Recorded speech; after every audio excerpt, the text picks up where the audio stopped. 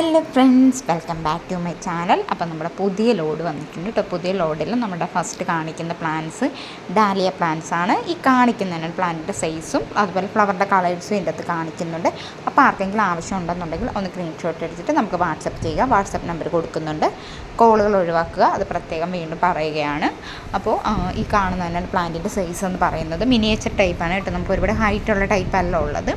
അടുത്ത് നമ്മുടെ കല്ലാലിയിൽ പ്ലാന്റ്സ് ഒരുപാട് പേര് ചോദിച്ചിരുന്നു. അപ്പോൾ നമുക്കിപ്പോൾ ലിമിറ്റഡ് ആയിട്ടുള്ള കുറച്ച് സ്റ്റോക്കുകൾ ഇപ്പോൾ വന്നിട്ടുണ്ട്. ഈ കുറി വന്നതാണ്.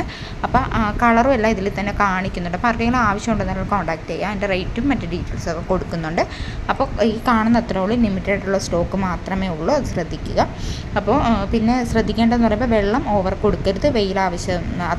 വെയിൽ ഒരുപാട് ആവശ്യമില്ലാത്തൊരു പ്ലാന്റും കൂടെയാണ് കേട്ടോ.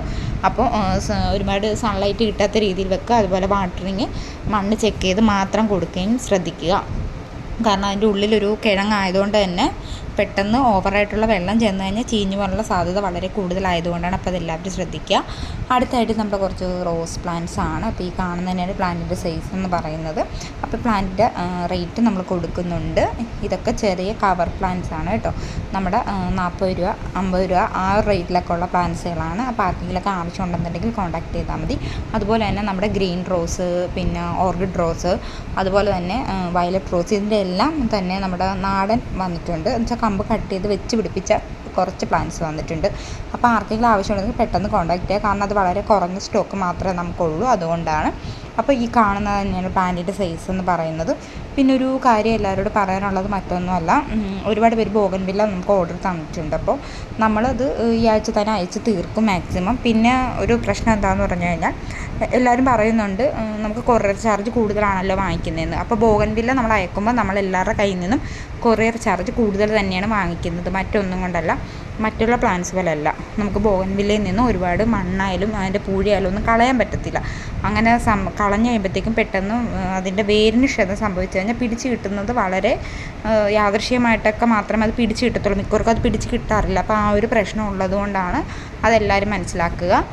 അപ്പോൾ ഒരുപാട് പേര് ചോദിക്കുന്നുണ്ട്. കാരണം ചെറിയ ഡാമേജ് ആണെങ്കിൽ പോലും ബോഗൺവില്ല പിടിച്ചിട്ടാൽ വളരെ പാടാണ്. അപ്പോൾ നമുക്ക് ഒരുപാട് മണ്ണൊന്നും കളയാതെ നമുക്ക് ബോഗൺവില്ല അയക്കാൻ പറ്റത്തുള്ളൂ. അപ്പോൾ ആ ഒരൊറ്റ കാരണം കൊണ്ടാണ് നമ്മൾ കൊറിയർ ചാർജ് കൂടുതൽ വാങ്ങിക്കുന്നത്. അതുപോലെ നിങ്ങളോട് പറയുന്നുണ്ട്, കൊറിയർ ചാർജ് കൂടുതലാണെങ്കിൽ ഇപ്പോൾ നമുക്ക് അത്ര ആയില്ലെന്നുണ്ടെങ്കിൽ നമ്മുടെ ആ ക്യാഷ് റിട്ടേൺ അയച്ച് കൊടുക്കുന്നുമുണ്ട്. അപ്പോൾ അതെല്ലാവരും ഒന്ന് ഓർക്കുക. പിന്നെ നമ്മുടെ കുറച്ച് പ്ലാന്റ്സ് ഇതും വന്നിട്ടുണ്ട്. കുറച്ചധികം കളേഴ്സ് ഉണ്ട്. പിന്നെ നമ്മുടെ പെട്രിയാണ് കേട്ടോ. പെട്രിയുടെ പിങ്കാണ് ഇതിപ്പം കുറച്ച് വലിയ പ്ലാന്റാണ്. ഇതിൻ്റെ ചെറിയ പ്ലാന്റും ഉണ്ട്. കവറിലുള്ള പ്ലാന്റ്സ് നമുക്കിപ്പോൾ അവൈലബിൾ ആണ്. ഇത് ചട്ടിയിലെ പ്ലാന്റാണ്. അതിൻ്റെ റേറ്റ് കൂടുതലാണ്. അപ്പോൾ കവറിലെ പ്ലാന്റ്സ് ആർക്കെങ്കിലും ആവശ്യമുണ്ടെങ്കിലും ചട്ടിയിലെ പ്ലാന്റ്സ് ആവശ്യമുണ്ടെങ്കിലും നമ്മളെ കോൺടാക്ട് ചെയ്യാവുന്നേ ഉള്ളൂ കേട്ടോ.